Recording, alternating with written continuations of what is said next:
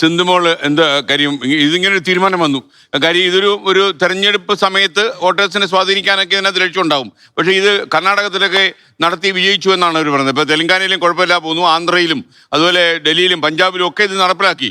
അപ്പോൾ എല്ലാ സ്ഥലത്തും സർക്കാർ പൈസ കൊടുത്ത് ഓടിക്കുക എന്നുള്ളതാ. ഇതിപ്പോ ഈ തെരഞ്ഞെടുപ്പ് കാലത്ത് UDF നൽകിയ ഒരു വാഗ്ദാനമാണ് സ്ത്രീകൾക്ക്.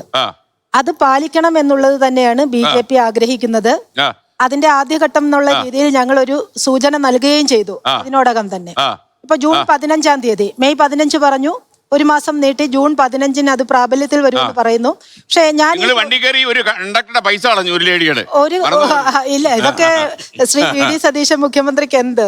അപ്പോ ഈ ജൂൺ 15-നും ഇത് നടക്കുമെന്ന് ഞങ്ങൾ വിശ്വസിക്കുന്നില്ല. അല്ല, പറയട്ടെ, ഇത് പഠിക്കണം. സാമ്പത്തിക ഇതിന്റെ പ്രശ്നം എവിടെയാണെന്നോ?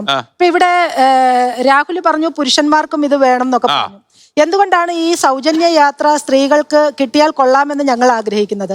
ഒരു 5000-6000 രൂപ ഒരു നീക്കിവെപ്പ് കിട്ടിയാൽ സ്ത്രീകളാകുമ്പോൾ ആ 5000-6000 പൂർണ്ണമായിട്ടും അവരുടെ കുടുംബത്തെത്തും. ഈ പുരുഷന്മാർക്ക് ഇത് കിട്ടണമെന്ന് പറയുമ്പോൾ സ്വാഭാവികമായിട്ടും അത് ബാറിൽ പോകും. അതാണ് വ്യത്യാസം.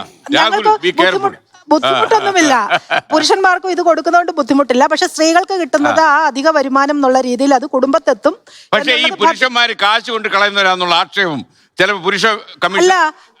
അല്ല, ബാറിന്റെ പ്രവർത്തന സമയം കൂട്ടിയിട്ടാണ് ശ്രീമാൻ പിണറായി വിജയൻ സാർ ഇറങ്ങിപ്പോയിട്ടുള്ളത്. ബാറുകളുടെ എണ്ണം കൂട്ടിയിട്ടാണ് ഇറങ്ങിപ്പോയിട്ടുള്ളത്. സർവോപരി പുരുഷന്മാർക്ക് വേണ്ട എല്ലാം ചെയ്തു കൊടുത്തിട്ടല്ലേ ഇറങ്ങിയത്. ഇതിലെ പ്രശ്നം എന്താണ്? ഇപ്പൊ ഈ വാഗ്ദാനം നൽകുന്ന സമയത്ത് ഈ വാഗ്ദാനം നൽകിയ ആൾക്കാർ ആദ്യമായിട്ട് രാഷ്ട്രീയത്തിലേക്ക് വന്നവരല്ല.